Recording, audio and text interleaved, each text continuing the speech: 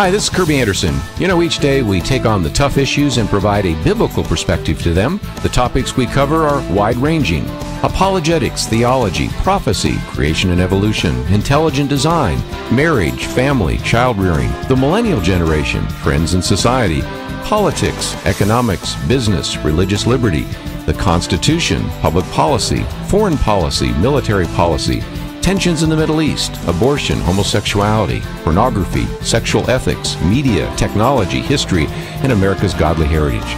We talk about anything that affects your faith, your family, or your freedom.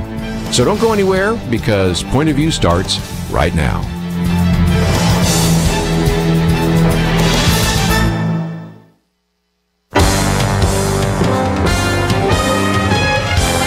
Across America, live.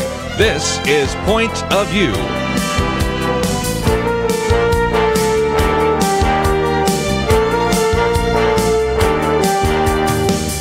And now, Kerby Anderson. Thank you for joining me today here on Point of View. It is our weekend edition, and we have around our round table today Penna, Dexter, as we always do, Debbie Georgatos, and we are going to be spending some time talking about everything from religious liberty to the conflict in the Middle East to a number of other topics that I think you will appreciate. We have posted a number of articles today. Penna Dexter's commentaries in our blog section. We have information about Debbie in case you want to contact her, also on the website. So lots of things to talk about. As always, Penna, we have more to talk about than we possibly can cover in 2 hours. Well, we do, and it's kind of like, what direction do we go? We could go foreign policy, because those issues are absolutely imminent and important. We could go back to domestic policy. I just saw an update that the federal government has issued a new HHS mandate kind of accommodation that it's really another one of those accounting gimmicks. And, of course, the religious liberty front is always something we talk about on Fridays. And I think we will do that. But, Debbie, I know you saw the film The Giver, and a lot of young people I run into say, I read the book when I was in school, and so I'm tempted to say, so that's why you're now going to be a conservative? But we're going to get into that as well. But, okay, religious liberty, obviously, that is first topic. We talk about that so often when Kelly Shackelford is here. And I've seen in this story, this has got to be untrue, that a young girl was in trouble for saying, "Bless you" in the classroom. You wish it was a joke, but unfortunately it's very serious, right, Penna? Yeah, it happened in Dyer County, Tennessee, and this girl was suspended because, David Limbaugh calls it the unforgivable sin of saying "bless you" when a classmate sneezed. And this girl's name is Kendra Turner. She's a senior, and she said, "God bless you," and her teacher told her that these expressions are for church. Yes. And then I even saw a list here of things that are prohibited, and, everything else are things probably good to not say, like, my bad, hang out, I don't know, boring. But bless you is banned from the public school, at least in Tennessee. That's amazing.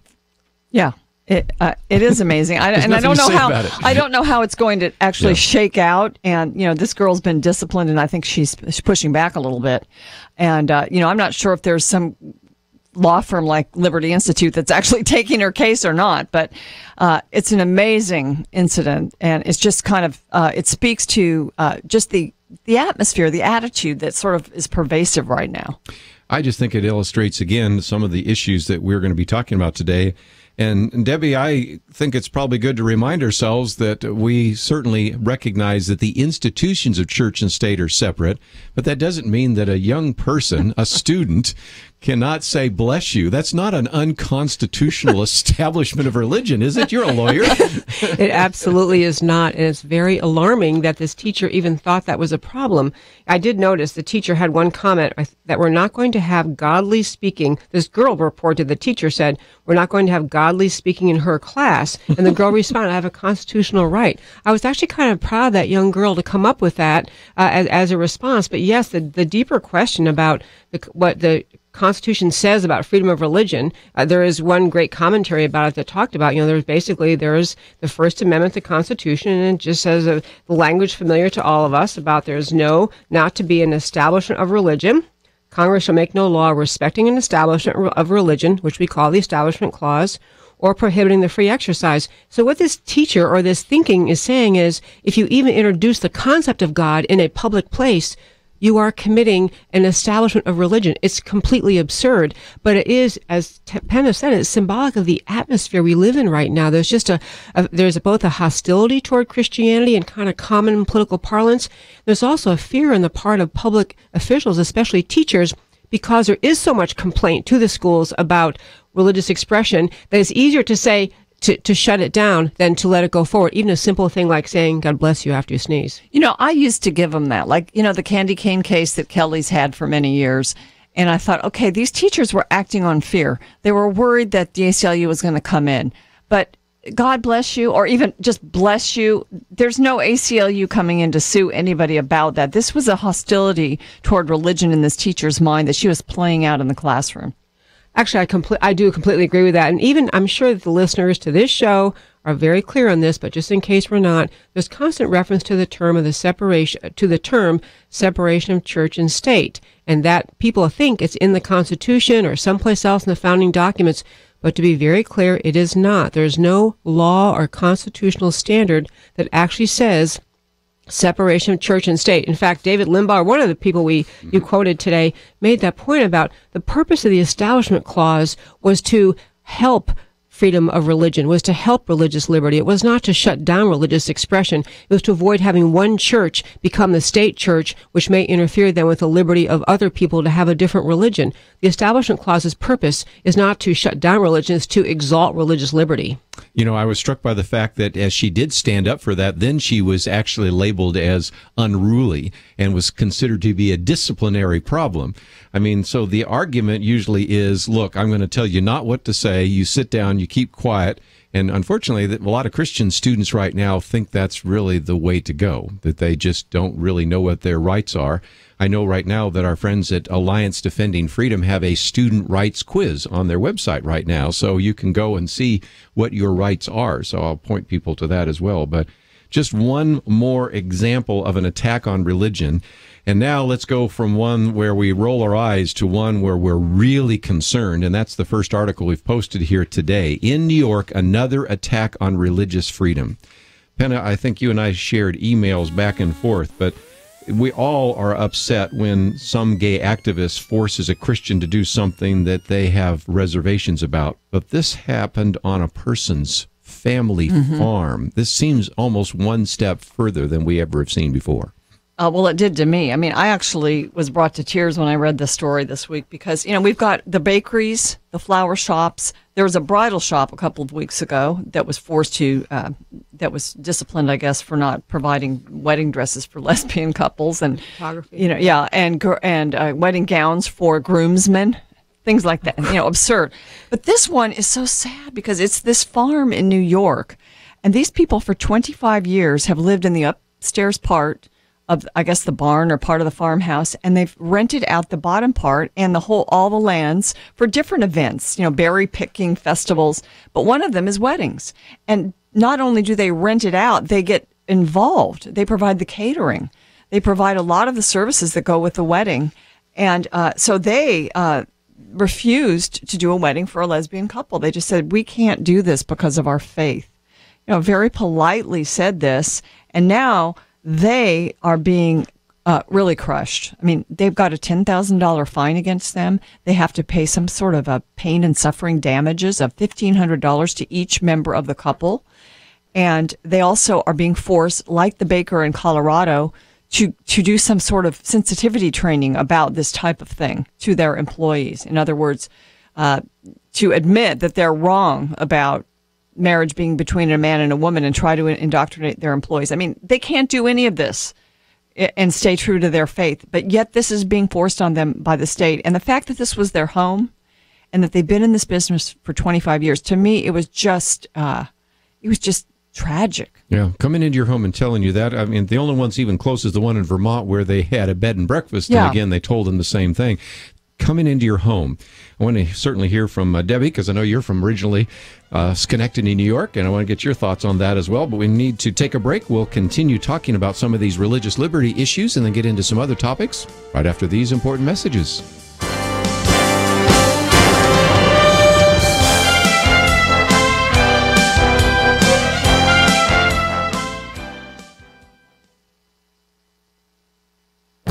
The Point of View commentary with Kerby Anderson. The cell phone today has nearly complete market penetration. According to the Pew Internet Project on Mobile Technology Research, 90% of American adults own a cell phone and 58% have a smartphone. This relatively new technology has provided a rich field for study, and what psychologists are finding isn't encouraging. At the top of the list is their concern about addiction. There is increasing evidence that more and more of us are becoming addicted to these devices. One of my colleagues teaches a college class on technology. One of the requirements is to take a 24-hour fast from technology by handing over their smartphone to him. A surprisingly large percentage of students cannot do this. With the addiction to cell phones comes another concern. We're passing down the bad manners that often accompany cell phone use to the next generation. Parents ignore their children while they're on the phone. Children learn that it is easier to send a text than to call someone or have a face-to-face conversation. Psychiatry professor David Greenfield lists all the associated problems with excessive cell phone use. He says it can lead to a marked reduction in real-time social interaction as our capacity and desire for regular face-to-face conversation decreases. He also talks about the displacement of other positive activities. He says when we're engaged in these digital technologies, we're not doing other things that may be important for our lives, whether it's exercise or socializing or work. He also explains why some people can so easily become addicted to cell phones. He says a smartphone is like the smallest slot machine in the world.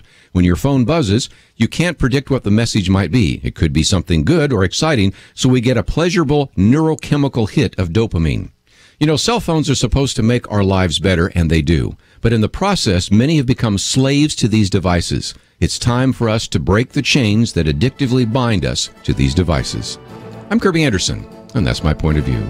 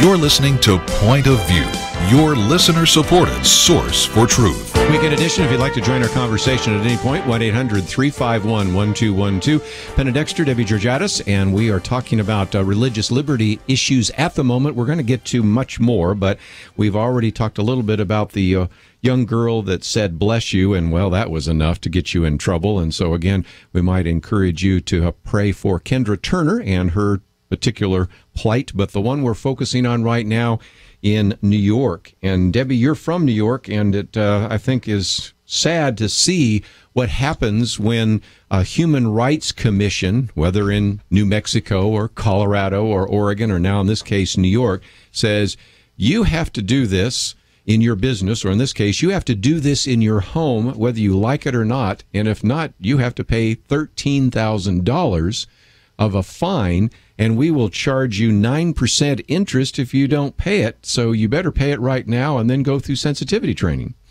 It is so egregious. And, you know, it's interesting, this farm, they actually named the farm Liberty Ridge Farm. This couple, this married couple, owns the farm. It's kind of interestingly symbolic, but it's a troubling case on a lot of levels. One is that this could happen to this couple who owns this farm again next week. They could have the next same-sex couple come along. This isn't, though, it's been solved. And so it's really an ongoing battle for everyone who just wants to respect the idea that people have the rights to their own values and their own views, and they should not be forced by the government to change them. And especially in this case, for many Christians, traditional marriage is a religiously held value. In fact, for many, not just, I think also people of the Jewish faith often hold that same concept. So there's a real idea here that Christianity, as an undergirding of America's ideas, as David Limbaugh talks about, there's kind of increasing hostility toward Christians and Christianity. As he puts it, it's not the Constitution these people are fighting for, it's Christianity they're fighting against. But back to this couple for a moment. This is the married couple who own this farm,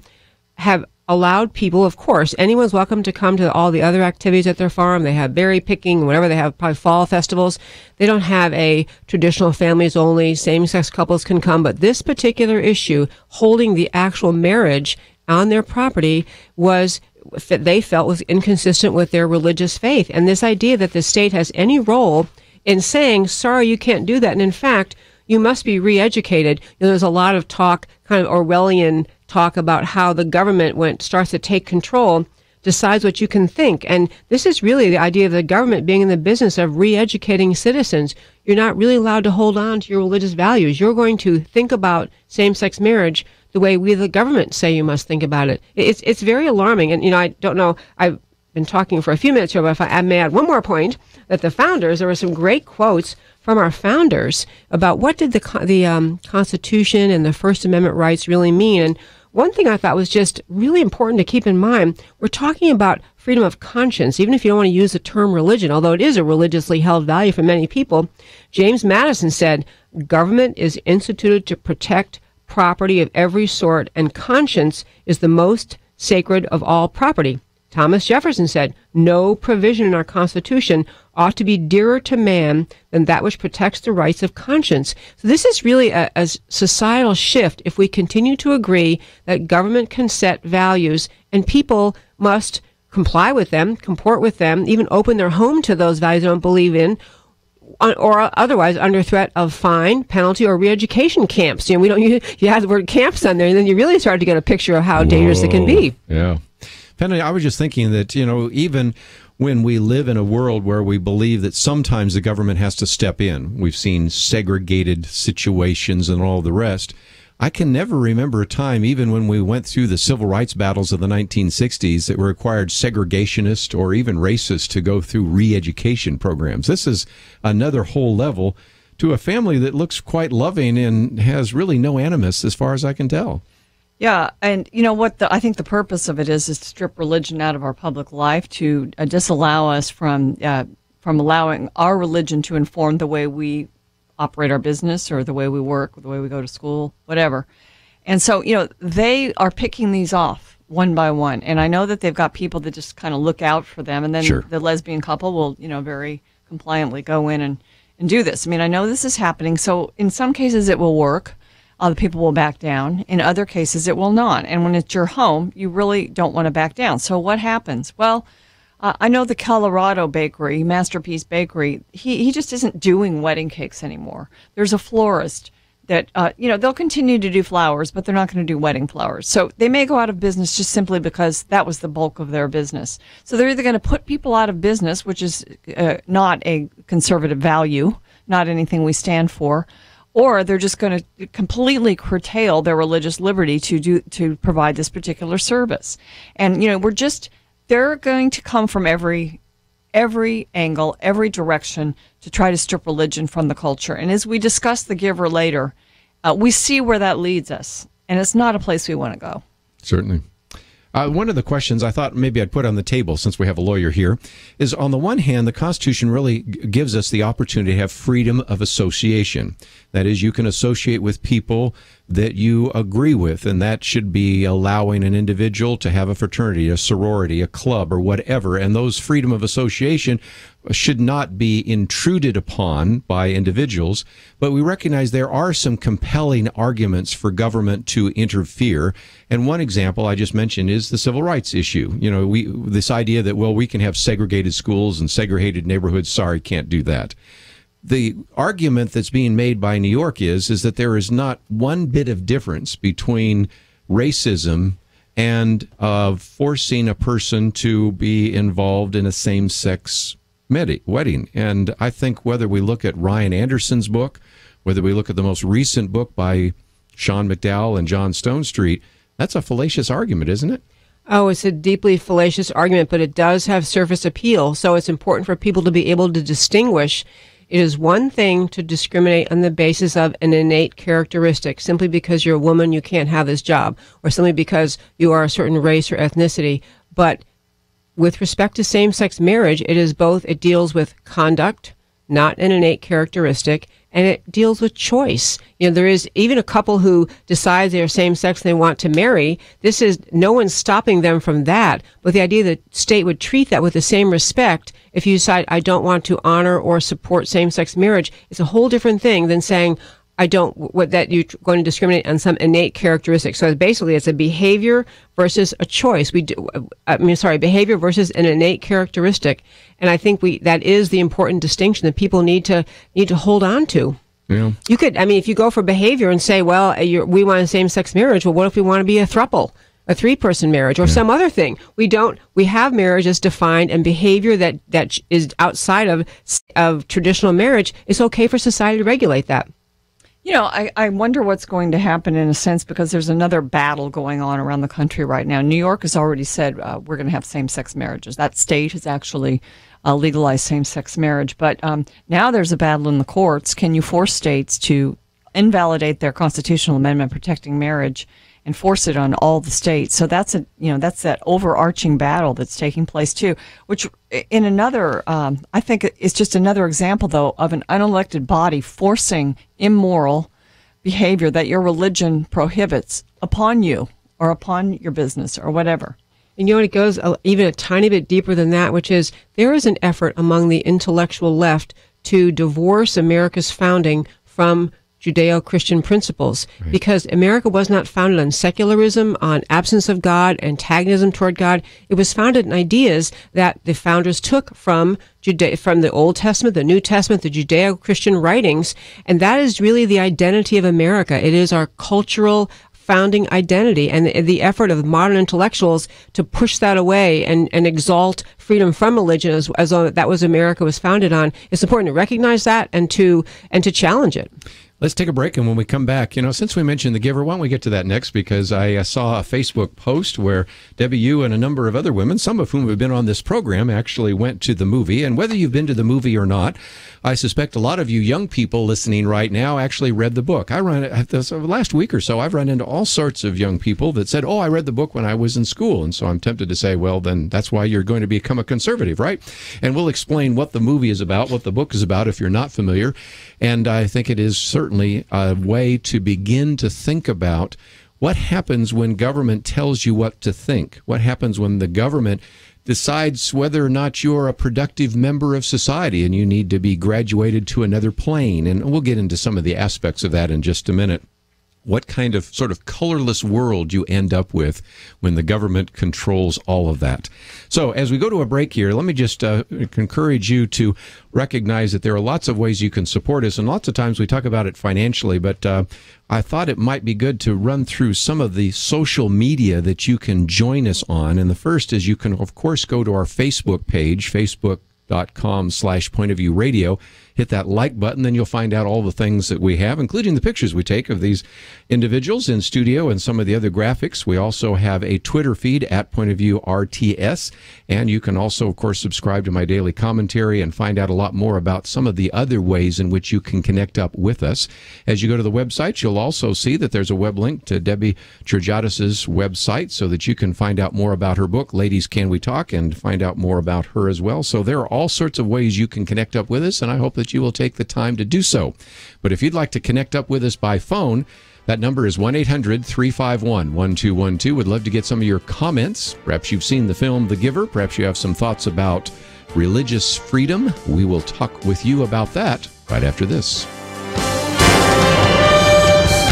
You are listening to Point of View. For materials offered during the program, please write to Point of View, Post Office Box 30. That's Box 30, Dallas, Texas 75221, zip 75221. Or call our toll-free number, 1-800-347-5151. That's 1-800-347-5151. The opinions expressed on Point of View do not necessarily reflect the views of the management or staff of this station.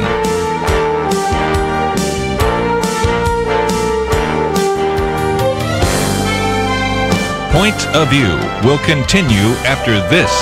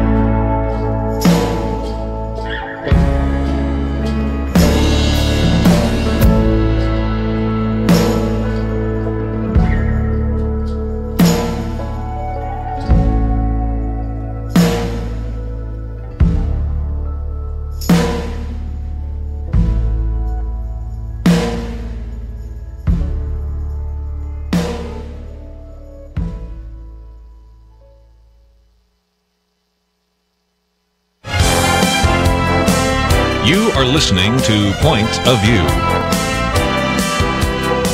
The opinions expressed on Point of View do not necessarily reflect the views of the management or staff of this station.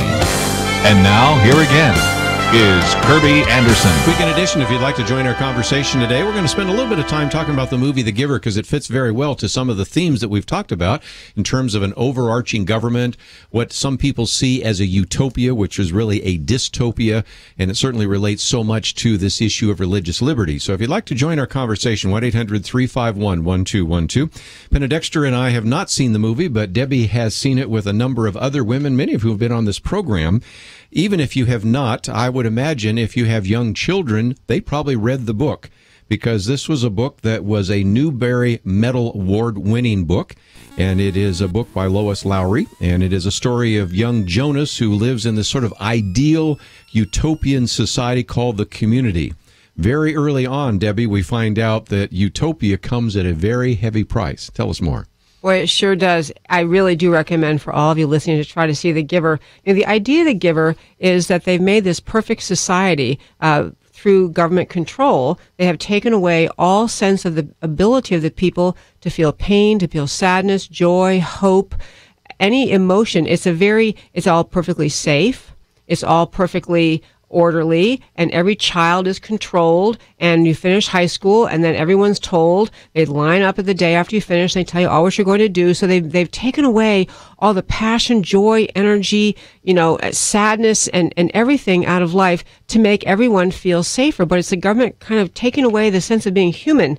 And so, but one person in this story, I won't ruin the end, I promise, but one person in this story has to be the receiver of all past knowledge of human history so that he can consult with the people who run this place. So the story is fabulous. I'll say, before I get into more of the details, the group of women I went to the movie with last Sunday included one woman who is she's a lawyer here in Dallas, but she used to be a lawyer in Romania, and She lived in Romania under Nicholas Ceausescu, who is I may not be saying his last name right, but he was the communist dictator, and he actually came to power promising connection with the West and broader freedoms, and soon brought Romania down into just communist utter control, crushing of religion, crushing of personal freedom. And this woman I was with was watching the movie and literally teary the whole movie. My husband happened to be sitting next to her at the movie and just said she was really sad the whole time. And afterward, the women were gathered. We got together and sat down and talked for over an hour after the movie was over about the idea. She said, this is very real. When government decides we're going to help you stop. We're not going to have faith. We're not going to have religion. We're not going to have love. We're not going to have, pain and hate and war. We're just going to make everything perfect for you. It's this belief of utopia, but it's not only that you don't feel the love, but you don't feel life. It has a lifeless, automated feel. And there's been much commentary about whether this is really a Christian movie or not. And it's not overtly Christian in the way of telling a Bible story. If you saw a story of Jesus' life or something, it's not like that, but it has very profound messages about the harm to society and culture if you take away the human spirit. And one of the commentators was talking about this idea. It has a theme of life, and I may begin to cross the line of spoiling the movie for you. Try not to, but this theme of life, they have early on this idea that babies have to be pretty much perfect. If they're not, they don't keep them, and they use euthanasia. But there's no moral feeling of the people inflicting the euthanasia. Morality has been removed, so it's just a perfunctory thing, like throwing out a watermelon or something. There's just no conscience to it. So this idea of the giver, he's actually the receiver, the one who's seeing all this, realizes he's watching his own dad saying, how could he do that? That's a baby. But the giver's telling him, but he doesn't know it's wrong. He doesn't know anymore. So because we've removed morality. So. And you have bureaucrats making decisions, life and death decisions about others. Aren't you glad we don't have anything like that in the country today, right? Well, that's true. We would never do that here. I mean, the implications of some of this are just profound. Oh, so deep, this idea of life, and also this idea of faith. Because we do have in America a First Amendment, and we largely have a culture of faith in our country. We still have a majority, I believe, Americans are still Judeo-Christian in their faith, and certainly the Christian faith is a leading standard setter for America. But removing that, so decisions about values of every kind are made by the government. Kind of like in New York. Was that about like we talked about? Exactly. Good connections. Penna, I'd love to get some of your thoughts. You've been reading some of these articles, as I have as well. Well, the movie is about this sort of it's been called a coercive utopia in a sense. And, you mentioned this whole idea that the people in power know what's best for everyone else. Well, we have heard this theme over and over by guess who? Liberals. Yes. Liberals and people in our government who are pushing us to that same type of idea that, we just don't know enough about how to deal with our own, whatever, healthcare, education, whatever it is in the society, that they need to make those decisions for us. They need to make a plan for us.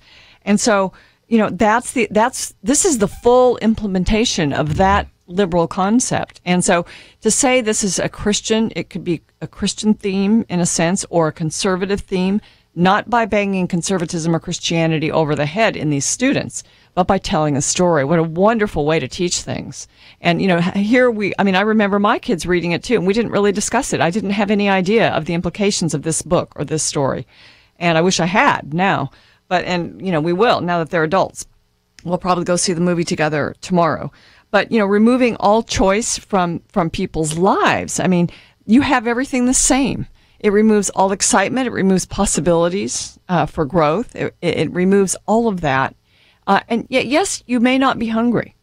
And that's the point. Your needs are met. And so you have a world where your needs are met, but at what cost? Yeah. Oh, one thing that really sticks out is just absence of love. It isn't, they don't have families with a mom and a dad and kids, and they all love each other and support each other as a family.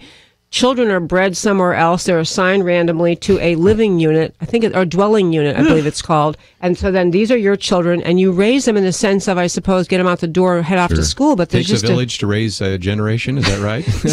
something like that, yeah. But I love your point, Penna, because I do think in America, when a lot of people hear the government saying it's for your own good, this is because we care, we're trying to help you, many people are drawn in, and they're certainly drawn in from the perspective of, I don't want to criticize the government, or you shouldn't attribute bad motives to liberals just because they're trying to help.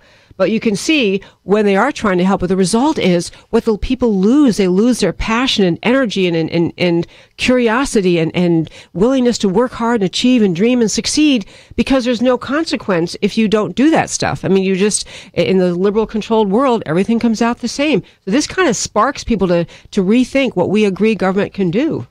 The part in the movie that you described, Debbie, about life is chilling when you bring in something else that's happening in the news this week, and that's Richard Dawkins, the ethicist, quote-unquote, scientist who's now saying that it's immoral for a woman who finds out she's carrying a Down's baby not to abort it. Yes.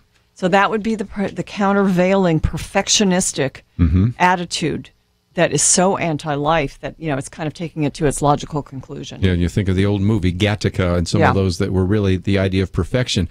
Just before we go to a break, though, Penna, let me come back to this issue of choice. I'm not, since I haven't seen the film, I know I'm not ruining the ending, because in all the trailers, they have a place where Meryl Streep is asked about choice, and she says, well, they choose wrong. So the idea is people should not be allowed to make a choice. And doesn't that because they might choose wrong, like a bureaucrat, a faceless, unelected bureaucrat saying, I know what's best for you. It's your commentary last week about food and the food choices. It's the commentaries we all around this table have done in the past about, well, I know what is the best medical procedure for you. And this one-size-fits-all kind of mindset that comes out of Washington, but also this idea, I just can't let you make a choice because you might make the wrong choice. We live in a world where people do make wrong choices, but we also have a God who's sovereign over all of our choices. And we learn from them. I mean, the whole idea of growing as a person, you make mistakes and you make choices and you learn from them. That's how you become better and stronger and smarter and wiser. And these are they're beautiful things as part of the human experience. One of the commentators talked about life does have pain and challenges and difficulties, and taking all that away, you're kind of stunted in your growth as into the fullness of what you can be as God's child. Well, I'd love to get some of the producers of the program, maybe on the program, to talk about it, but it certainly is a phenomenon. A lot of people talking about The Giver. Perhaps you've seen it or have heard something about it, so if you'd like to join our conversation, let's open up the phones, 1-800-351-1212. Second hour today, we're going to get back into ISIS. We've posted some very important articles today, including the Secretary of Defense, Chuck Hagel, saying we must prepare for ISIS. We also have a Peggy Noonan piece on that and quite a number of other issues. For those of you listening online right now, you're going to hear Penna Dexter's commentary that we played during the break, Christian sexual morality. And we're going to get into that too. So lots of issues that we still have to cover. But if you'd like to join the conversation today, 1-800-351-1212. We've posted a couple of articles that you might want to watch and read, and videos to watch. And so all of that is available at the website pointofview.net. 1-800-351-1212. We'll be back right after this.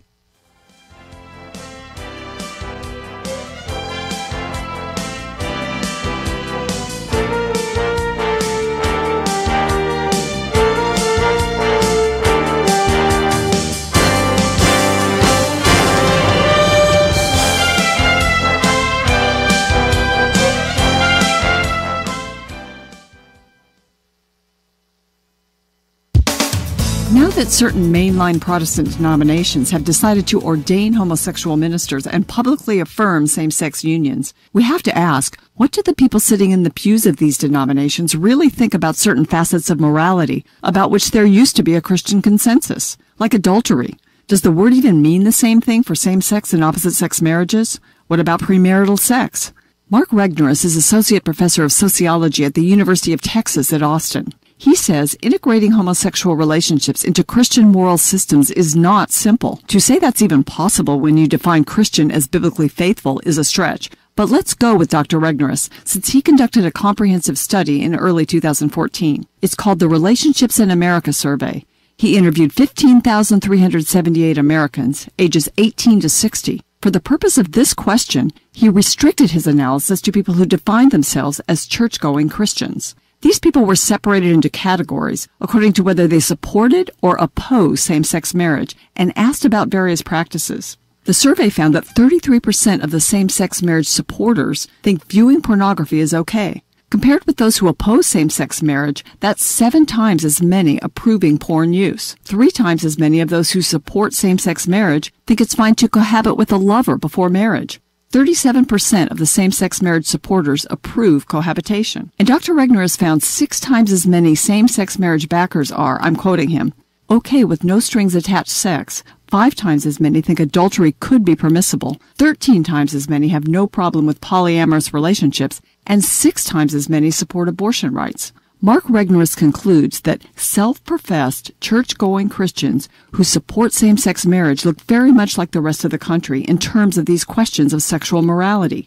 But mainline pews are still filled with folks who oppose same-sex marriage and these behaviors. The churchgoers who are homosexuals and lesbians themselves were more in favor of all these behaviors, but not as supportive as gays and lesbians outside the church. 49% of self-professed gay church-going Christians think no strings attached sex is okay. A whopping 80% of gay and lesbian non-Christians think so. It's encouraging to note that among evangelical denominations that adhere to biblical orthodoxy, only 11% of survey participants under 40 actively express support for same-sex marriage. Younger evangelicals were also much less likely to believe that cohabitation before marriage is a good idea. 5%. Compared with over 70% in the broader culture think cohabitation is okay. Believing saint, we can sink our teeth into these results. Voices within the church say society's cultural erosion is unstoppable, and we shouldn't bother opposing it. But we can defend and advance principles close to God's heart, and we should. For Point of View, I'm Penna Dexter.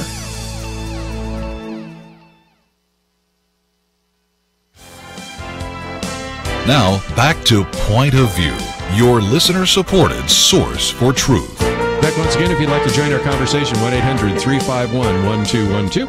And if you would like to join the conversation about the giver, we'll take those phone calls. But I thought we'd spend a little bit of time talking with our 2 roundtable guests, Penna Dexter and Debbie Georgatos, about what is happening overseas, ISIS. Penna, I have just been struck by how this has been a game changer. Some of the individuals who would never have talked about putting any kind of troops back, whether they're advisors or anything else, are saying the threat that we are facing now is greater than we've ever really experienced before. That was kind of new information, and it was, in a sense, changing some of the discussion that is taking place about what's happening in the Middle East right now. Yeah, either that or people who just weren't bold enough to do it before. I mean, I think of Secretary of Defense Hagel. He was pretty strong today, saying that we have to get ready for ISIL. Why wasn't he speaking up, 2 weeks ago? When our policy was being formed, when actually if we had taken out ISIL back then, or ISIS, we could have done it. I mean, we can still do it, but we just got to have the will to do it. So again, some very important issues here. Let's come to you, Debbie, because you have just sent us a couple of articles that certainly Senator Inhofe speaking to this issue, General Allen speaking to this issue. What can or should we do in terms of the Middle East? And it seems like more of them are now starting to say, we just can't let this fester. We can't just say, well, that's their problem and disengage from the Middle East, because ISIS is not over there. They also are saying, we're here in the United States. Oh, they are very directly threatening America. ISIS is, the very unfortunate video that was played when ISIS was executed, James Foley, I think has awakened a lot of people and made them realize this is a very serious, in fact, what Senator Inhofe, I think it was General Allen referred to, this is a group more vicious than Al-Qaeda. In fact, Al-Qaeda, however you want to say it, kicked them out because ISIS was too extreme and too violent for even Al-Qaeda. ISIS is worse, more organized, and what is being discussed among many people is they're actually more armed, they're better trained. So Senator Inhofe, who is our Oklahoma senator, U.S. senator, he is also, I believe he's a ranking member on the Senate Armed Services Committee, spoke over the weekend on Fox and said, we're in the most dangerous position we have ever been in as a nation. That's that's a big thing to say. ISIS, they're really bad terrorists. They're so bad even Al-Qaeda is afraid of them.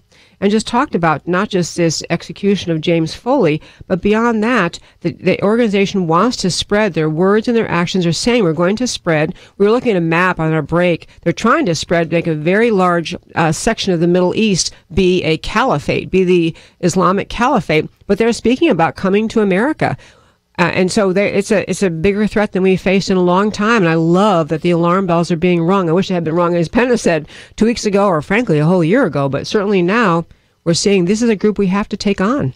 But still, yes, it's good that the alarm bells are being rung. But I think when you hear President Obama speak about this, it doesn't make you feel much better right now. Yes, he's used some strong language about them. He said they have a nihilistic theology. He says they have no place in the 21st century, but he also talked about how this will go away. And things like this don't go away by themselves, President Obama. That is such a naive way to think. And this is the way his foreign policy has been conducted since the beginning for 6 years. And that's why we're in the situation we are in. He's been very naive. And there was a Wall Street Journal piece today by Philip Terrazon, and it described John McCain when he was running against President Obama. And he was pilloried by the media for saying that we should leave, agreeing with President Bush, that we should leave a force for 50, even McCain said even 100 years, like we've left in Korea, like we've left in Europe. There's nothing wrong with leaving a force somewhere. They're not getting killed. They're just there to protect what we have gained. But no, President Obama pulled everyone out, and this is the result. And we have to counter this threat. Another thing that's happened is you've watched President Obama, after making these strong statements about them, going back to the golf course. You've watched David Cameron come back from his vacation because he heard that the person that beheaded James Foley with a British accent, that this ideology is coming into or from, we don't know, exactly what's happening there, but there's a lot of it spreading in Europe. So he senses that it's a very imminent threat for them, and we ought to be sensing the same thing. We sure should. Back to President Obama for a moment. His comments, it was in a Wall Street Journal editorial, so what will you do, Mr. President? But he loves to speak in eloquent terms that sound as though he's masterful and on top of the whole situation. People like ISIS ultimately fail. They fail because the future is won by those who build and not destroy. And the world is shaped by people like Jim Foley and the overwhelming majority of humanity who who are appalled by those who killed him.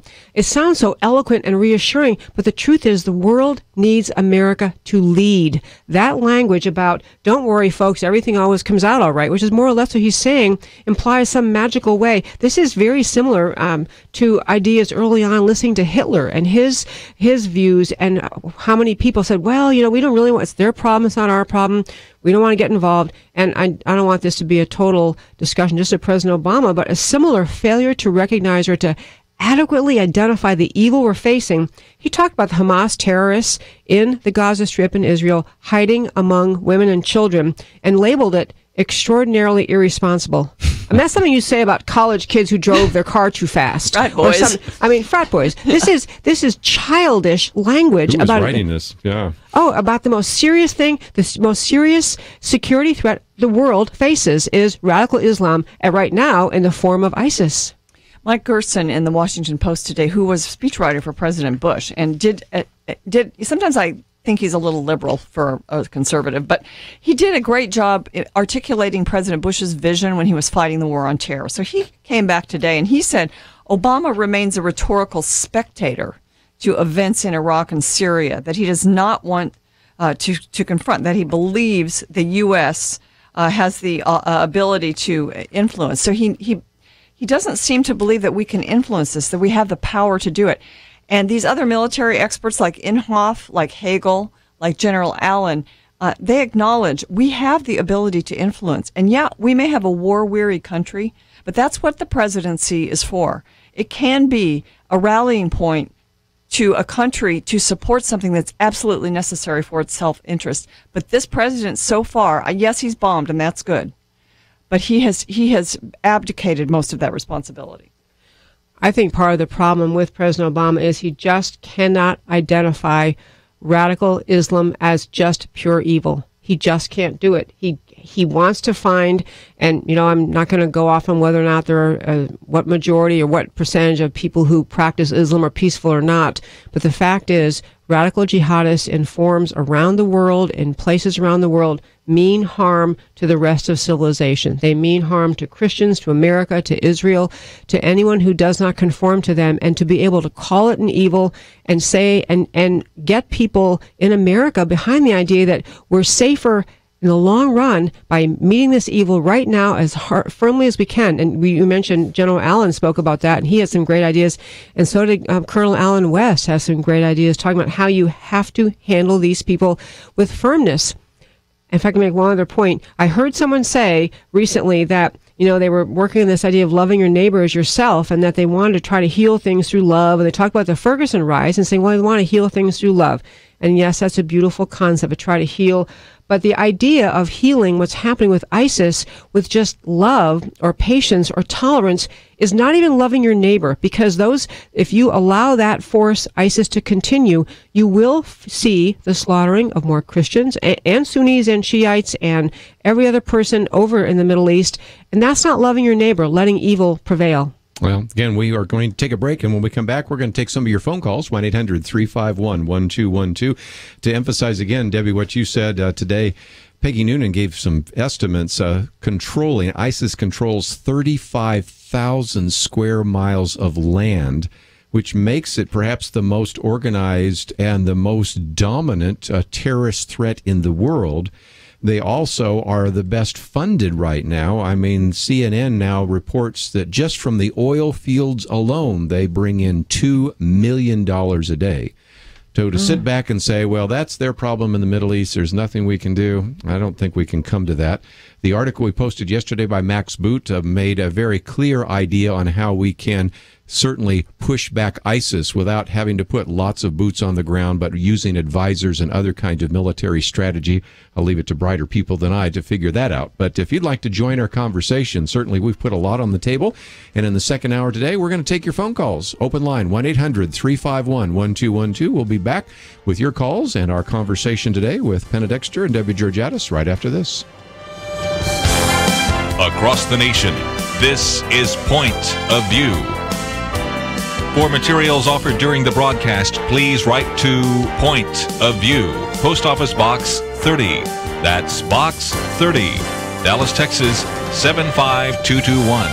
zip 75221. Or call our toll-free number, 1-800-347-5151. Point of View will continue after this. Point of View is produced by Point of View Ministries and is supported by your generous tax-deductible contributions. I just thank God for y'all. I listen to you every day, truly. I wanted to thank y'all for everything you do each day to inform Christian families and our community about the things we can do, and just the way you're so informative. I listen to you daily and love you guys and appreciate you so much. God bless you, Kerby, for keeping this show so on track and for the decades of wonderful help to this nation that Point of View has been. We're all big fans of your work, and we pray that God will just prosper it. As a Christian, over the years that I've followed this program, I'm constantly challenged to be on guard and to evaluate what's going on. And if for no other reason, to protect the caliber and the truth of your programming, I need to participate and to back your program financially to ensure that the truth stays out there for people to hear, to view, and to be a part of.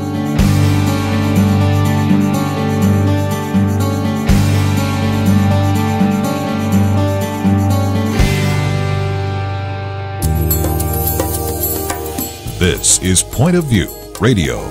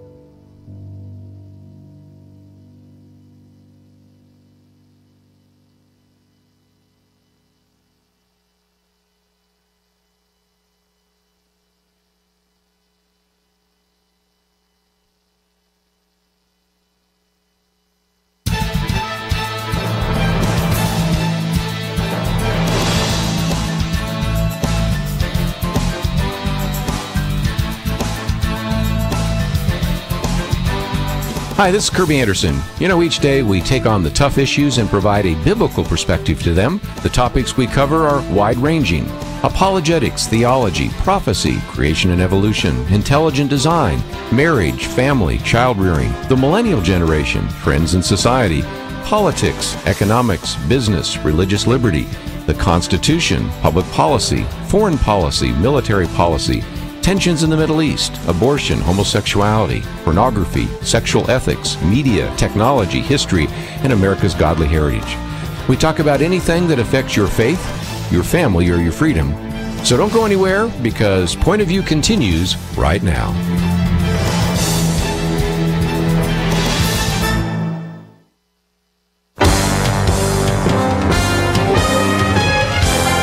Across America, live. This is Point of View.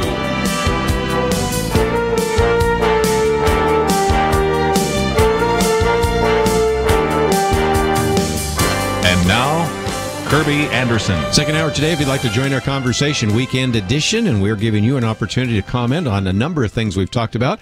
Most of our calls here want to certainly talk about ISIS and what is happening in the Middle East, so that's our focus. Yesterday, of course, we did talk about Israel and the Middle East, so you can also find some of those articles we've been referring to. Penna, Dexter, Debbie Georgatos, and let's go to, first of all, Michael in Florida. Michael, thank you for calling today. Hey, how you guys doing today? Very good. What would you like to share with everybody? Well, I'm ex-military, and I understand. I'm a truck driver, and I understand what you guys are saying, and I respect your opinions. But honestly, America overwhelmingly wanted us out of Iraq. The Iraqis don't understand either.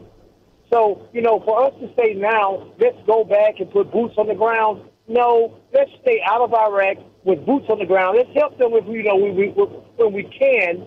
But bombing, that's okay. But I totally disagree with ISIS, what they believe in. But guys, going back, let's put it on President Obama and blame him and say he's not doing enough.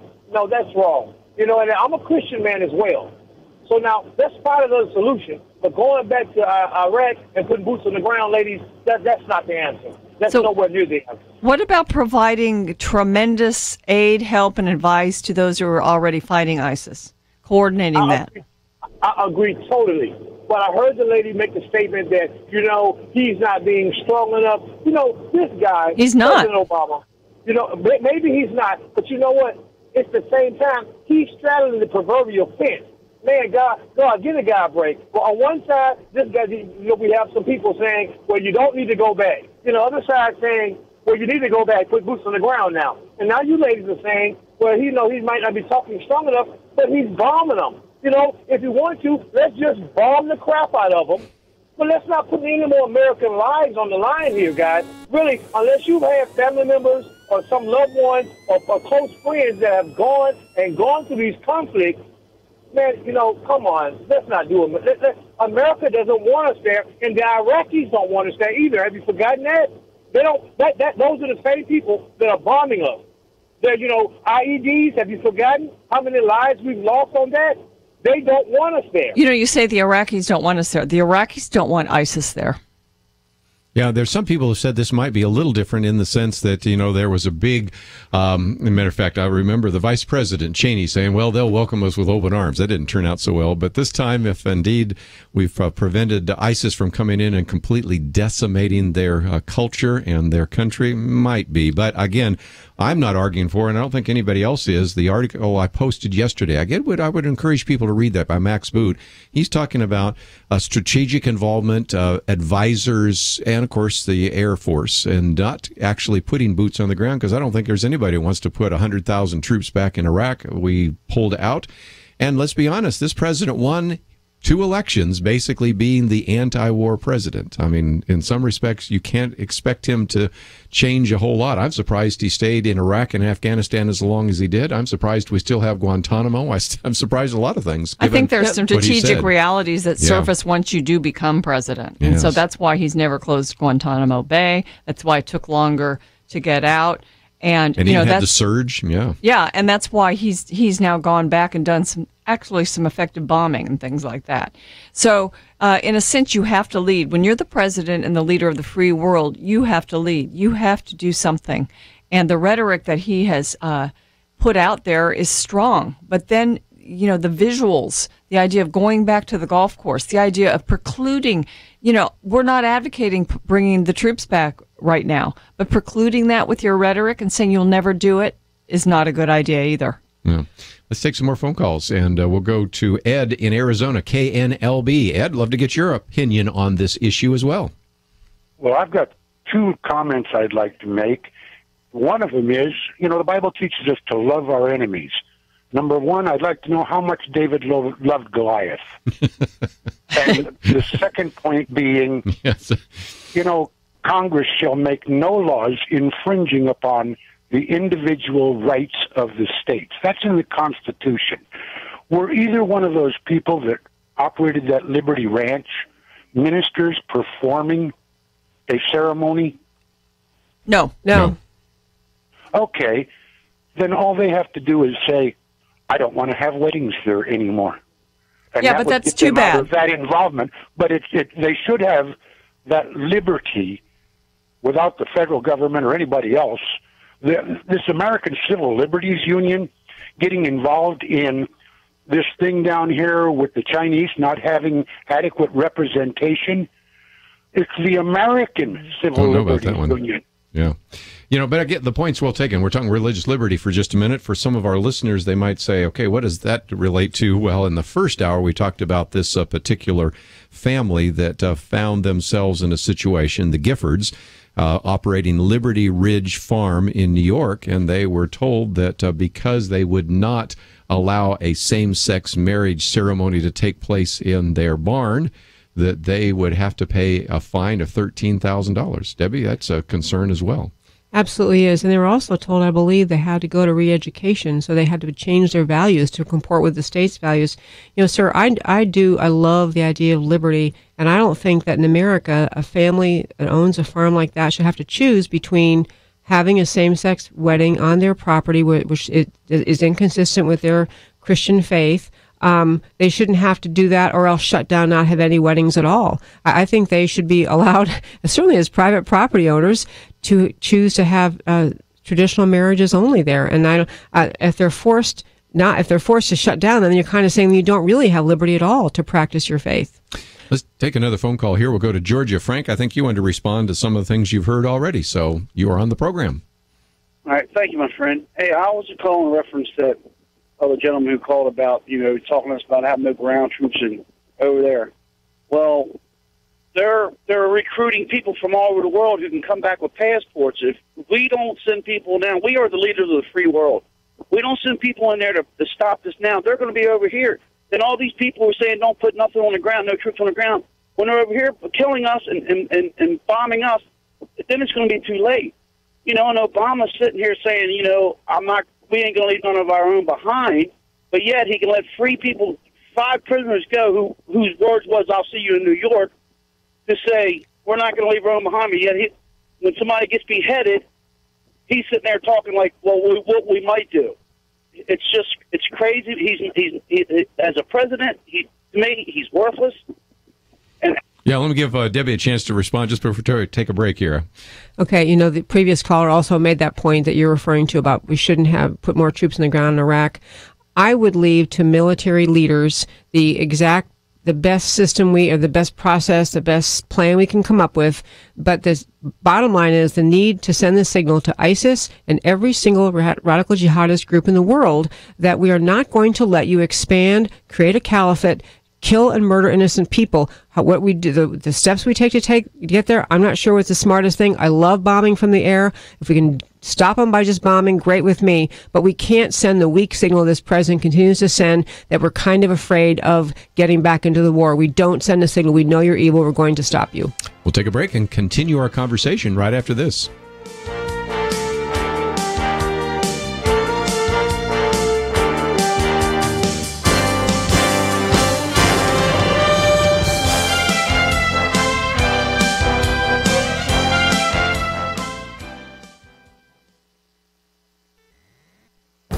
The Point of View Commentary. with Kerby Anderson. The cell phone today has nearly complete market penetration. According to the Pew Internet Project on Mobile Technology Research, 90% of American adults own a cell phone and 58% have a smartphone. This relatively new technology has provided a rich field for study, and what psychologists are finding isn't encouraging. At the top of the list is their concern about addiction. There is increasing evidence that more and more of us are becoming addicted to these devices. One of my colleagues teaches a college class on technology. One of the requirements is to take a 24-hour fast from technology by handing over their smartphone to him. A surprisingly large percentage of students cannot do this. With the addiction to cell phones comes another concern. We're passing down the bad manners that often accompany cell phone use to the next generation. Parents ignore their children while they're on the phone. Children learn that it is easier to send a text than to call someone or have a face-to-face conversation. Psychiatry professor David Greenfield lists all the associated problems with excessive cell phone use. He says it can lead to a marked reduction in real-time social interaction as our capacity and desire for regular face-to-face conversation decreases. He also talks about the displacement of other positive activities. He says when we're engaged in these digital technologies, we're not doing other things that may be important for our lives, whether it's exercise or socializing or work. He also explains why some people can so easily become addicted to cell phones. He says a smartphone is like the smallest slot machine in the world. When your phone buzzes, you can't predict what the message might be. It could be something good or exciting, so we get a pleasurable neurochemical hit of dopamine. You know, cell phones are supposed to make our lives better, and they do. But in the process, many have become slaves to these devices. It's time for us to break the chains that addictively bind us to these devices. I'm Kerby Anderson, and that's my point of view.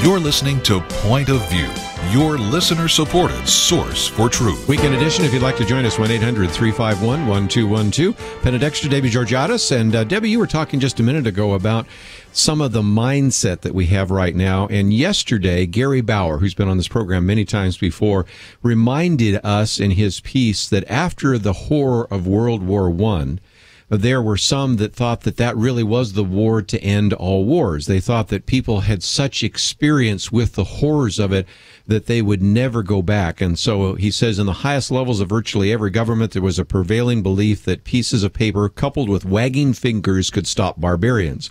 On university campuses in Great Britain and other places, young men were proud to boast that they would never again fight for king and country. But he says, meanwhile, a demagogic rabble-rouser, an individual understanding the thirst for revenge that filled the souls of his fellow Germans, methodically went about plotting conquest and genocide, and for years free nations refused to act while evil gained strength. When I come back to this commentary that says that ISIS right now controls 35,000 square miles of land, and it's bringing in millions of dollars a day, and that they also have passports for the United States and for England and other places, to just say, that's kind of their problem, it's not ours, doesn't seem like the best policy right now. Oh, it's so deeply alarming. It is. I know so many people make analogies to Germany and the spread, Hitler spread of at the beginning of World War II, where we just couldn't believe it could be our problem. But this is among the highest responsibilities of the commander-in-chief and of the federal government, is to protect America, which has to include more than just waiting until we're attacked and then responding. It has to be alert to the danger. It has to be aware of which crazy groups around the world are growing, which are getting power. ISIS growing in power the way it is and growing in weapons and money and strategy, and the goal, the now stated goal, with the tape that was released just said we're going to be in America. We can't just sit back and say, well, still it's not there. It's not our problem yet. This is a fundamental responsibility of government. And it's also just important for us to be reasonable and understand what it is Islamic jihadists are saying. They're not just saying we want freedom from Western oppression. That was part of what people used to think that Islamists stood for. What they want is world domination. That's what the caliphate is. It is an international control by Muslims over the world. And if you know that's their goal, the question is when and how do you stop them? And I don't know if troops on the ground today are the right thing, but I do know there have been great points made by Alan West and General Allen about what needs to be done. Yeah, that's something else that we might think about. Let's go to some phone calls and get some more comments from our people around the round table. I think Georgia, Donald, I think you have some comments that'll stimulate some of our conversation as well. What would you like to share? Yes, I've been listening to your conversation. This is my first time listening to your show. I hear a lot of different comments, especially the ones about, us not being, sitting back doing nothing, not letting ISIS take over, the Middle East and the United States and all that. But this is my issue with this whole situation. This is a Christian station, and it appalls me that out of all I hear is President Obama's not doing this and this person is not doing that. I hear nothing about praying for the president because the man, for as I'm concerned, is doing all he can. I'm a proud military person. I'm a former Marine. It's not easy sending folks to war. Sure. People over here in America sitting back saying we need to go do this and we need to go do that while you're getting your nails done and watching the movie. It's a different story.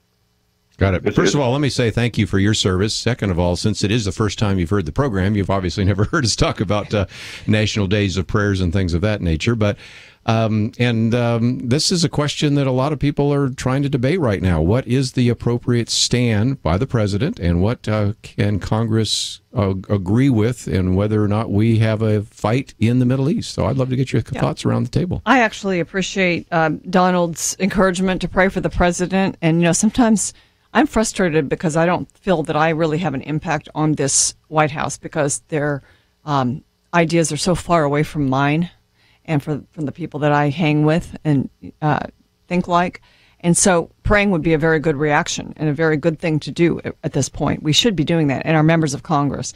And especially, I think, the ones who are looking at the situation and trying to speak truth, I think we need to pray for them, that they'll continue to be bold, that they'll get favor, that they'll get a listening ear, that the people on both sides of the aisle will be able to have an honest discussion, that we need to get beyond politics sometimes when the national security of the country is at risk and at stake. We've got an election coming up very soon, and so it's hard to take politics out of it.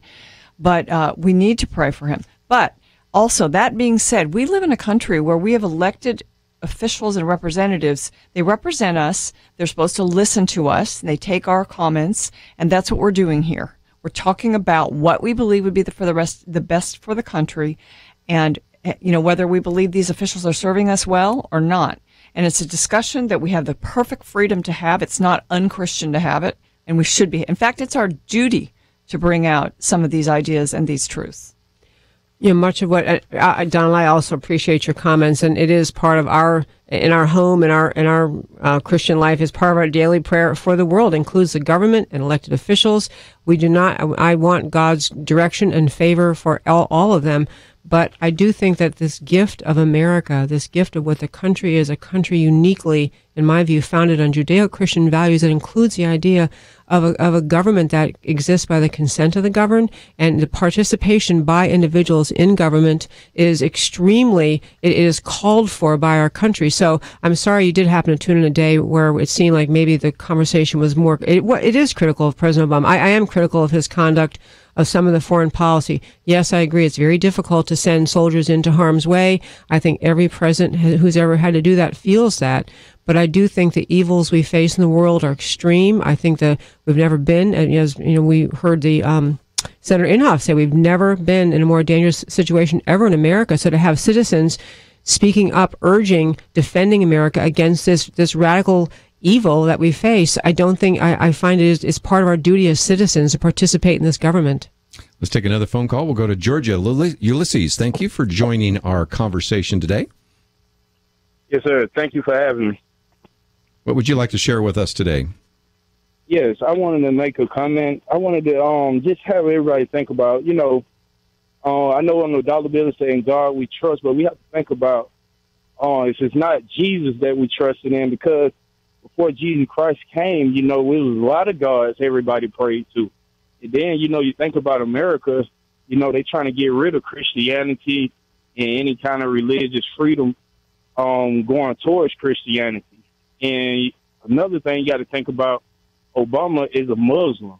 He's a Muslim. At first, he was for the church, for the Christians, but everything changed just to get the votes and stuff, and the real faces coming out.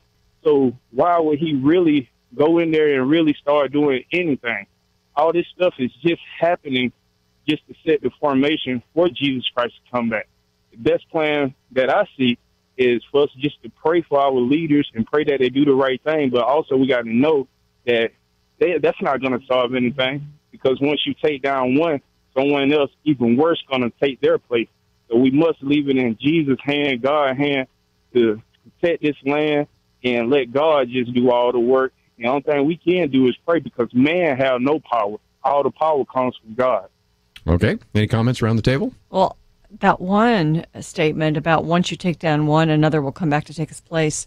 I think it works differently than that. I think it works that if you show your strength with regard to one enemy and you take them out, you're going to be a deterrent factor for the next one to rise up.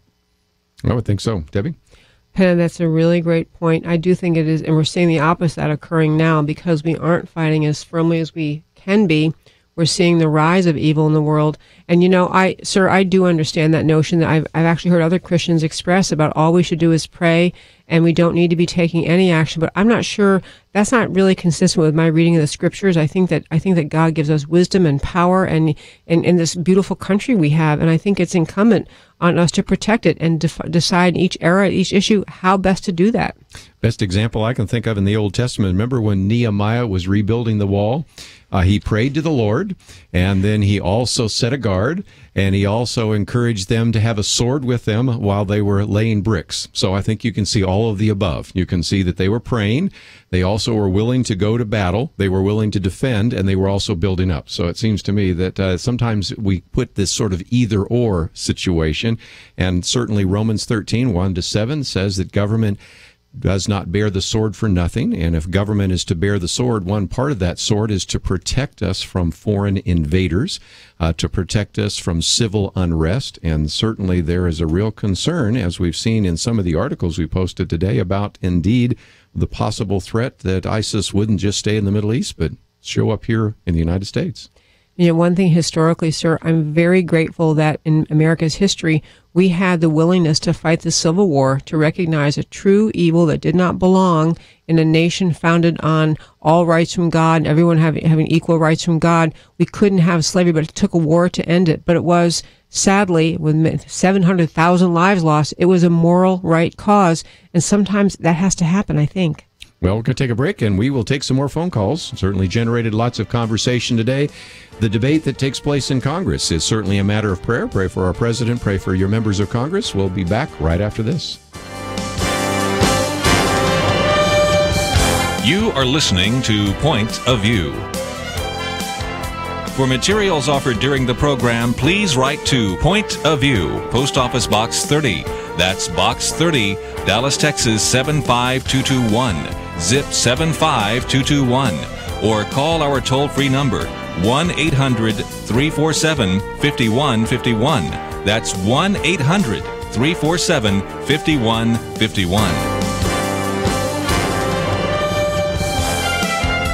The opinions expressed on Point of View do not necessarily reflect the views of the management or staff of this station.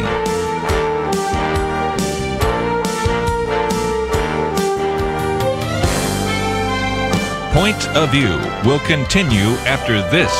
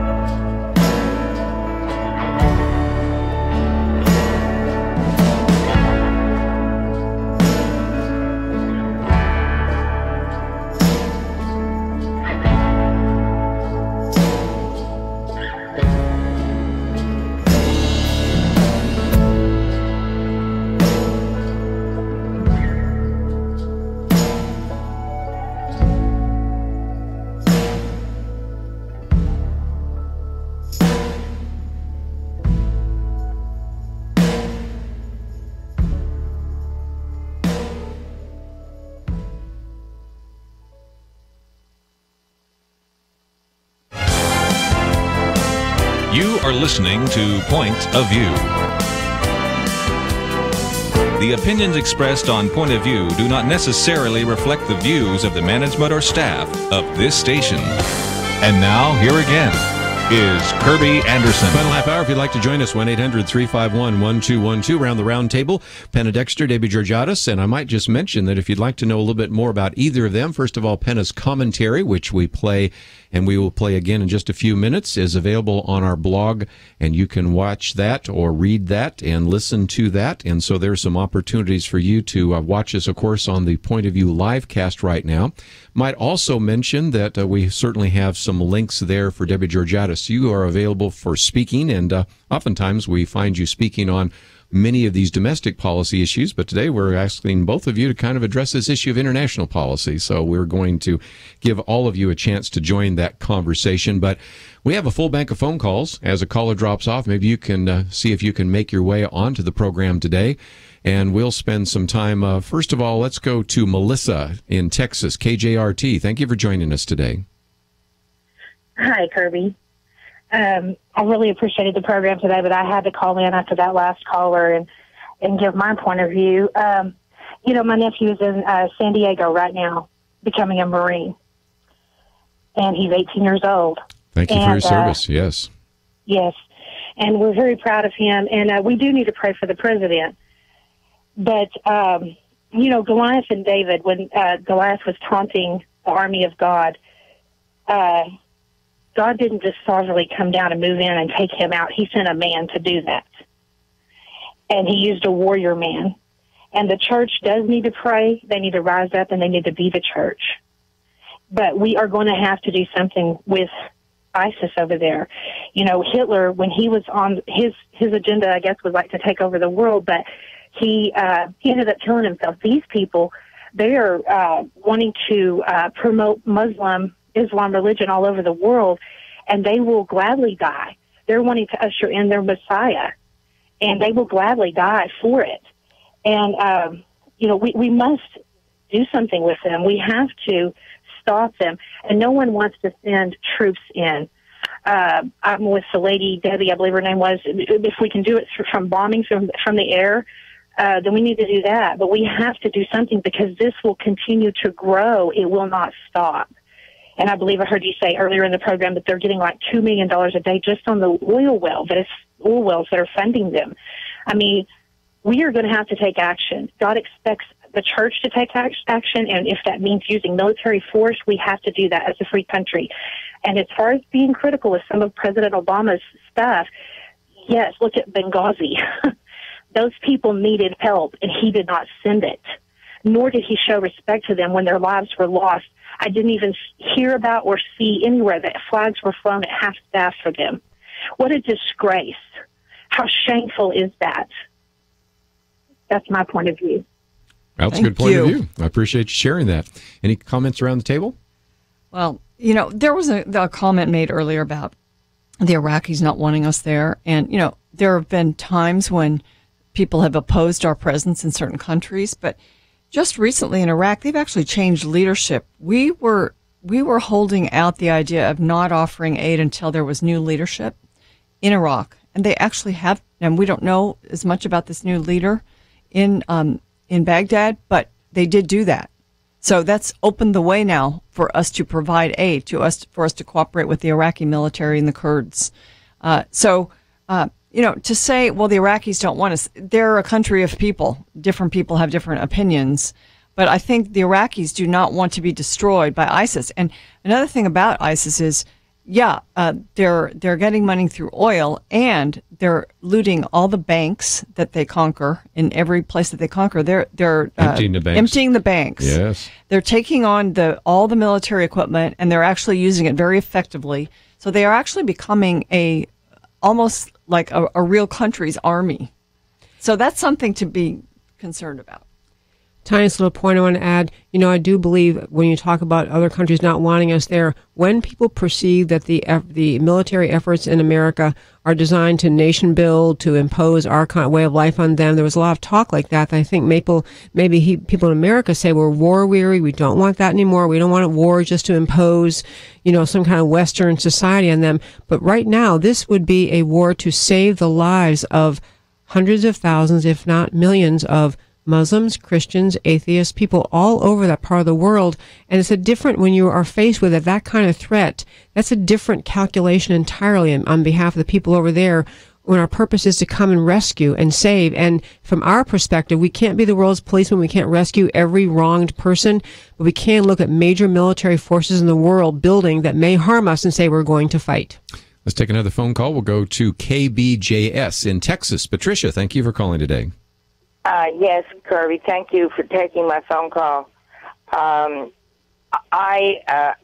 been alive for a long time, and I remember the rise of Nazism. I remember the rise of Adolf Hitler.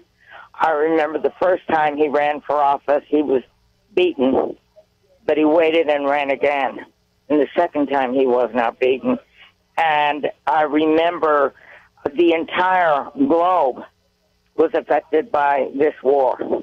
Hitler wanted to take over the United States, and he planned on it.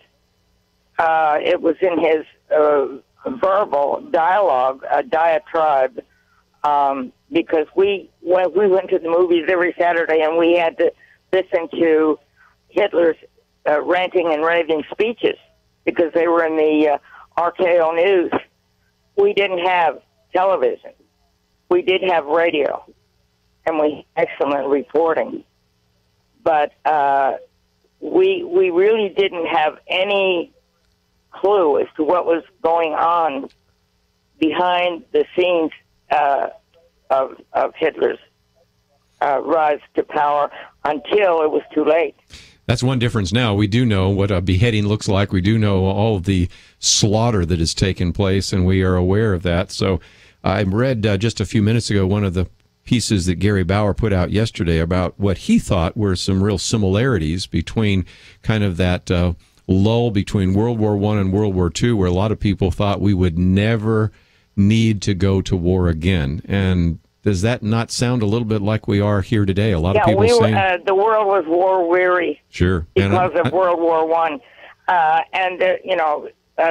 right here in the United States, Roosevelt, we were, not wanting to go to war.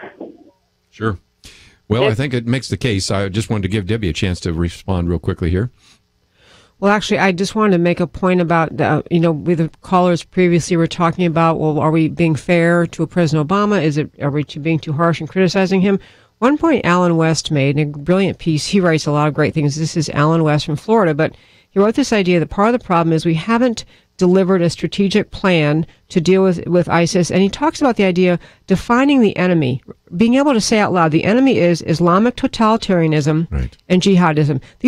That's the enemy, and the enemy can take shape in many different forms, ISIS being one, but that's the enemy. And then using all the power we have available in America, not necessarily military or boots on the ground, but whatever it takes. And he uses, Alan West, diplomatic, international, economic, military. Use all the forces we have and let the world know that's what we're going to do. That would signal power. That's right. And again, a clear message, and that's one of the things that we, again, do not have here. We knew we were fighting against Nazi Germany. We knew we were fighting against Italy. We knew we were fighting against Japan. Isn't it interesting that a lot of young people today graduate and don't even know who the enemies were in World War II? But we certainly don't have a definition today. We say it's a war on terrorism, but we don't say who the terrorists are. We have a face for that now, and we've seen that with the beheading and what is happening in ISIS. So I thought, just real quickly before we go to a break here, I'd like to talk to Sharon in South Carolina, WLPE. Hi. Your husband is from Iran. I'd love to get... From Iran. Yeah. And he's Jewish. So he's lived through persecution by Muslims, heavy persecution. And he says that the viewpoint that we get here in the United States from the media and from the government is totally different than what the people in the countries are thinking. He says, do you realize that people were glad that they overthrew Saddam Hussein because they lived, really, he was a terror dictator. And now with the American troops there, they have built schools, hospitals, all kinds of things, infrastructure that they had no access to before. But the media only does the dramatic things, the terrorist things, whatever. You never hear about the good things that the people in Iraq are glad for. Now, do you think they would really want to live under the ISIS? I don't think so. Amen. Let me put you on hold. We're going to take a break because I want to hear a little bit more, but we have one of those mandatory breaks. It waits for no one. So, Sharon, if you just hold on there, we'll come back because I'd love to get a few more comments. And since your husband is from Iran, love to know a little bit more about some of the perspective there, and we'll give a few more of you a chance to join our conversation today. If you'd like some more information, we have posted some very good articles, one from the Secretary of Defense, Chuck Hagel, about preparing for ISIS. We have some others on attacks on religious freedom, and it's all available at the website, pointofview.net. Let's take a break. We'll come back with some more phone calls right after this.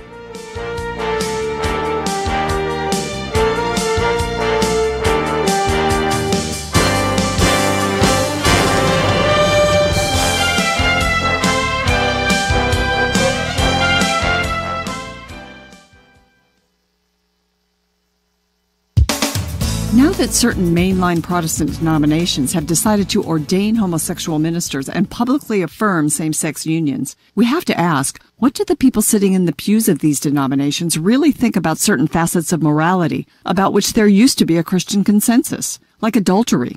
Does the word even mean the same thing for same-sex and opposite-sex marriages? What about premarital sex? Mark Regnerus is Associate Professor of Sociology at the University of Texas at Austin. He says integrating homosexual relationships into Christian moral systems is not simple. To say that's even possible when you define Christian as biblically faithful is a stretch. But let's go with Dr. Regnerus, since he conducted a comprehensive study in early 2014. It's called the Relationships in America Survey. He interviewed 15,378 Americans, ages 18 to 60. For the purpose of this question, he restricted his analysis to people who defined themselves as church-going Christians. These people were separated into categories according to whether they supported or opposed same-sex marriage and asked about various practices. The survey found that 33% of the same-sex marriage supporters think viewing pornography is okay. Compared with those who oppose same-sex marriage, that's 7 times as many approving porn use. 3 times as many of those who support same-sex marriage think it's fine to cohabit with a lover before marriage. 37% of the same-sex marriage supporters approve cohabitation. And Dr. Regnerus found 6 times as many same-sex marriage backers are, I'm quoting him, okay with no strings attached sex. 5 times as many think adultery could be permissible. 13 times as many have no problem with polyamorous relationships. And 6 times as many support abortion rights. Mark Regnerus concludes that self-professed, church-going Christians who support same-sex marriage look very much like the rest of the country in terms of these questions of sexual morality. But mainline pews are still filled with folks who oppose same-sex marriage and these behaviors. The churchgoers who are homosexuals and lesbians themselves were more in favor of all these behaviors, but not as supportive as gays and lesbians outside the church. 49% of self-professed gay church-going Christians think no strings attached sex is okay. A whopping 80% of gay and lesbian non-Christians think so. It's encouraging to note that among evangelical denominations that adhere to biblical orthodoxy, only 11% of survey participants under 40 actively express support for same-sex marriage. Younger evangelicals were also much less likely to believe that cohabitation before marriage is a good idea. 5%. Compared with over 70% in the broader culture think cohabitation is okay. Believing saint, we can sink our teeth into these results. Voices within the church say society's cultural erosion is unstoppable, and we shouldn't bother opposing it. But we can defend and advance principles close to God's heart, and we should. For Point of View, I'm Penna Dexter.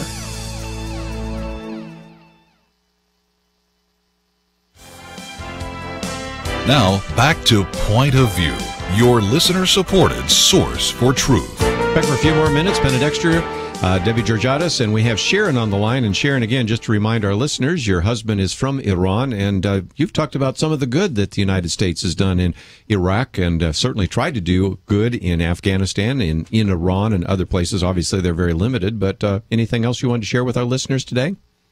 Yeah, he talks about Benghazi. Benghazi, he says, was a test case to see what President Obama would do? What would the American people do? And what happened? Nothing. Wow. So that told ISIS, hey, go ahead. And it just, and still to this day, nothing's happened. Nobody's been investigated or whatever for Benghazi. Nobody's taken responsibility for Benghazi. And that was a test case. Now they think of the United States as, well, kind of weak, won't do anything, indecisive. After Benghazi, President Obama wanted to send in some kind of military thing, and we said that people didn't want that. But the thing is that, and he was concerned about his reputation throughout the world. Well, according to my husband, he's been living out in the world. Over there, they think of President Obama as weak, a milquetoast, and just talk, blah, blah, blah, blah, blah.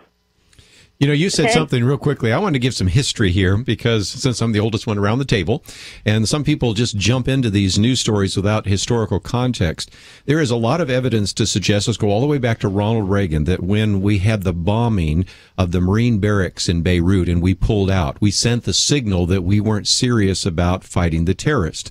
There is pretty good evidence that after Somalia, and certainly there's been a whole film about that when, in this case, President Bill Clinton pulled out. It also sent the signal to Osama bin Laden. And again, some people say, well, you're being partisan. No, I just gave you a Republican president, now a Democratic president. But again, what we do sometimes sends a signal. It either sends a signal of strength or it sends a signal of weakness. The president, Reagan, was so focused on the Soviet Union, he wasn't really thinking about, for example, terrorism at the time. My former professor at Georgetown, Gene Kirkpatrick, was UN ambassador and was saying, no, we need to pay attention to the Muslims. Well, we found out why very late. Bill Clinton said, we just cannot take these casualties in Somalia. It's not our battle, so we pulled out. But it sends a message that indeed we cannot be depended upon. When your enemies can't trust you, when your enemies do not fear you, and when your friends do not trust you, you're in a bad situation. Look at the example with Ronald Reagan. Look at the example with Bill Clinton. I think we're here also right now. The question that I think ISIS has, and I think they've already resolved it in their minds, is we can do just about anything we can and almost anything we want to do, and the United States will come in with a weak, feckless kind of response. To me, it's amazing that 9/11, it's 13 years ago, and we have not even, it doesn't even seem to have happened in the minds of many of our foreign policy experts. They came here in that case, and because of some of the things that you mentioned that happened in history, now we look at what we did have a strong response, and because we didn't leave a force in Iraq, we just didn't have that deterrent force there in Iraq because we didn't do anything to help the opposition against Assad's brutality in Syria early on, when we could have done it. When we could have avoided helping real radical people. We didn't do that. So those things sent this same signal, the same signal that you were just discussing about Mogadishu and other places. We sent that same signal. And so the whole cycle is starting all over again. I mean, these people don't back away or back down. They are motivated by weakness, and that's what we're showing. I was going to comment on the more general public reaction and failure to keep in mind what happened in 9/11. There is just a basic American cultural goodness that doesn't really want to see or believe harsh evil could exist. They just want to see that, like in our country, we have many religions and we have people who aren't religious and we all respect each other. Really getting people to the core of understanding the nature of radical Islam, which is not the worship of God. It is a political and maybe kind of theological, but mostly a political movement to control, a legal movement to control people. And we don't, I think there's too much that sense that we don't sense it enough to defend against it enough. We don't want to take the might of the American military. The people don't. I think that there's just not enough grasping of what the nature of evil is, so we're willing to fight it. I think that's part of our problem. And leaders take the signal from the people. They're tired of fighting. Well, I understand that. Let's take one more phone call, probably the last one for the day. Earl in Georgia, we'll let you be the last caller. What would you like to share with us? This is Earl. And what I was concerned about, we have 30 million Muslims here in this country. And they enjoy the democracy. Nobody infringe upon them when they go to their mosque to worship. We have a few knotheads that, that show a little hate, but in all, no infringe upon them. Now, what is their response to ISIS? Are they for it? Look like Good question. They're killing a lot of Muslims over there. That's supposed to be their brothers. Yeah, now, we got 30 million of them here. First of all, I think you're off on numbers, but okay, but again, we've got moderate Muslims, so-called, here in the United States. I think you're off by an order of magnitude. CARE says there's 8 million Muslims. I think the number's closer to 3 million, but we won't quibble about the number. It's a good question. The greatest threat to a Muslim in the world today is a radical Muslim. I mean, Muslims are killing other Muslims. They're not just killing Christians and Jews and everybody else. That is the case, and there is a real need right now, I think, for the so-called moderate Muslims to speak out and say, this does not represent our religion. This does not represent the teaching in the Quran. And I'm still waiting to hear some of those voices, aren't you? Sure am. I'm very curious. We were discussing in one break about what is actually taught in today's mosques. I wish we knew more. I wish we knew what young people were being taught in American mosques. The fact that people don't act out doesn't mean they're not being taught things that are contrary to the American system of government and freedom of religion. Yes, well, and the few times we've had that, we've had Frank Gaffney on this program, we've had Stephen Emerson on there, and when they've actually been able to go in with surrogates and record some of the messages on a Friday in a mosque, the conclusion from Steve Everson was at least 2/3 of those, almost up to 3/4 of those messages should concern Homeland Security. That doesn't mean all mosques. I'm not painting with a broad brush. I'm not saying all Muslims are terrorists, but sadly, most terrorists in the world today are Muslims. They're radical Muslims, and I would certainly want to hear from some of the moderate Muslims. We've had a few of them on the program, but they're very, very few, and it seems to me that that's a very good question that Earl has raised as well. We've gotten in a lot of very important issues today, but Debbie, just before we go, let me go around the round table. We always mention your book, Ladies Can We Talk, but if people go to your website, what do they find? Well, actually, it's ladiescanwetalk.org is my website, and you're welcome to come.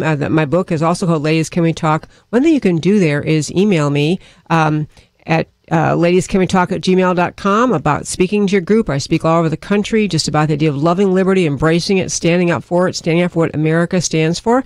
And my book has been translated into Spanish by Rafael Cruz. It's actually available also on Amazon and in Spanish, English, and an ebook. So I'd love to have and love to hear from you.